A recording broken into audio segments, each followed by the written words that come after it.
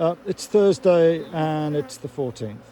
It's mid-morning, beautiful sunny day, a little bit of a breeze up there, but down here it's very calm and still.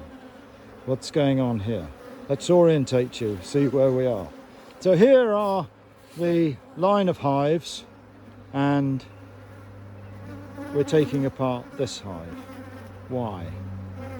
On Monday when I came in and I said I was going to come here to check on the on the state of the honey that we're gathering to see if it was dry enough to extract, I noticed in here that there were some queen cells. I didn't know whether the queen cells, what kind of queen cell they were. So because I found 3, I think, and I knocked them down. And I've come back today to see if they have redrawn them, and they have. Now the 3 kinds of queen cells are a swarm queen cell, where they produce many. The second is emergency queen cell, where for some reason the queen has been killed.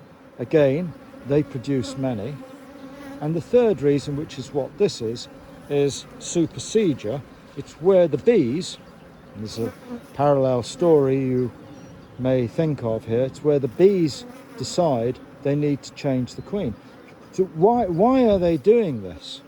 Why have they decided that this is the route they want to go? Well, if you think back to just after winter, where we regularly reported that this was okay, the queen was laying, but it was weak, and we introduced into her frames of brood to strengthen her, and the colony responded, and it is strong.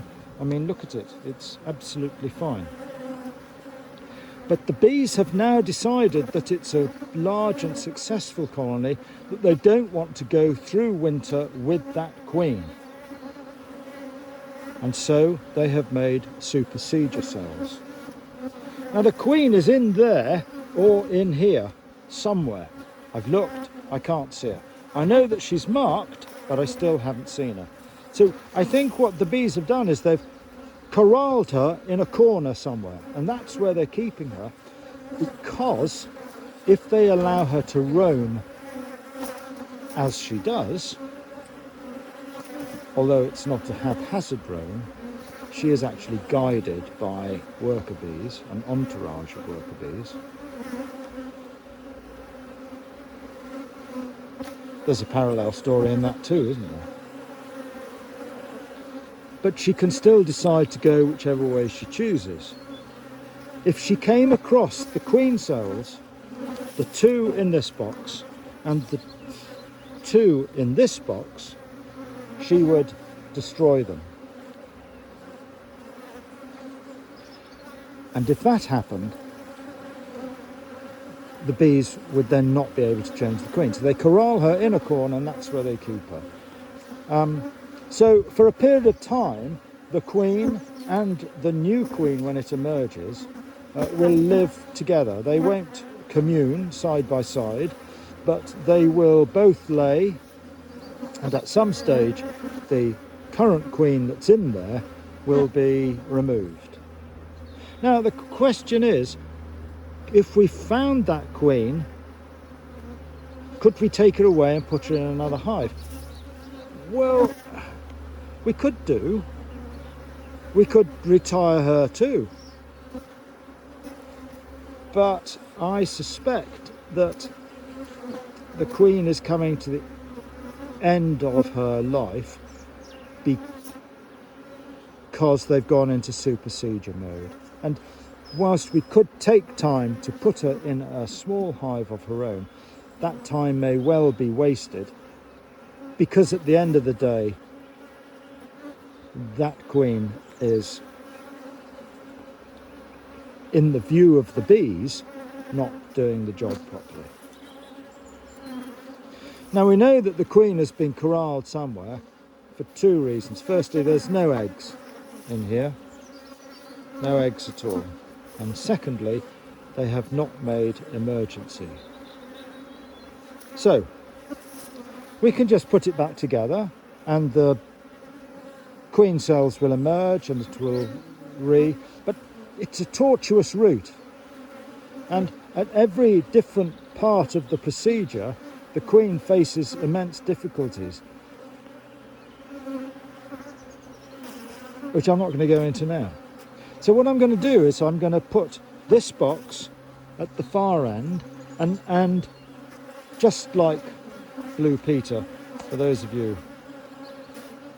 who know about that program, there's a box down there that I've previously prepared, which I actually brought with me today, in the knowledge that it was likely that this was the route that we were going to go down. When these two separate boxes, and they will be separate colonies, produce their separate queens, we can combine them. We can take the queen out of one and put it on top of the other. Or we can just combine them together and they'll sort it out themselves. We can even run the colony with two queens. Quite a number of people do that. It's making beekeeping difficult doing that. So that's what we're going to do. Now, don't forget that if this requeening of these boxes fails, we have this queen which has retired here. Now, I don't think that we should reintroduce the queen into a big colony, because I don't think she was doing very well in the big colony, and that's why she's in here. Now, I looked on Monday to confirm that she was laying eggs. And she was. So this insurance policy is either we put the queen in there to get her laying and at least make the hives queen-right, or we take a frame of cells out of here and put it in there to make them queen-right. In my opinion, the chances of the two colonies, which is what we're about to make them, both failing in their requeening attempts is pretty small. The weather is good, the forage is good, there's lots of stores in here. This is by no means a small and insignificant number of bees. So they've got sufficient power to feed themselves.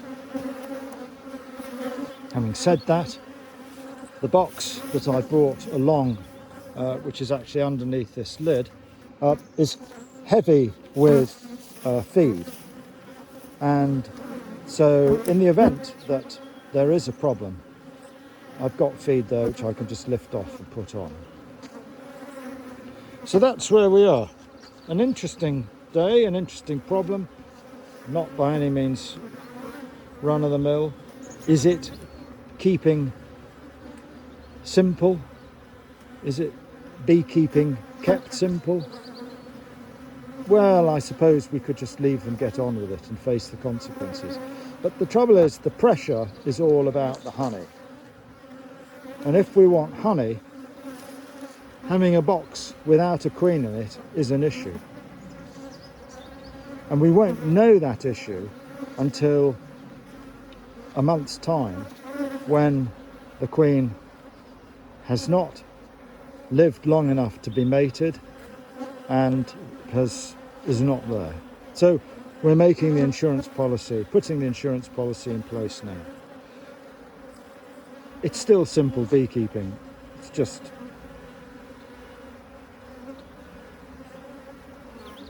better doing it this way. That's it. Hope you have a great day. Bye-bye.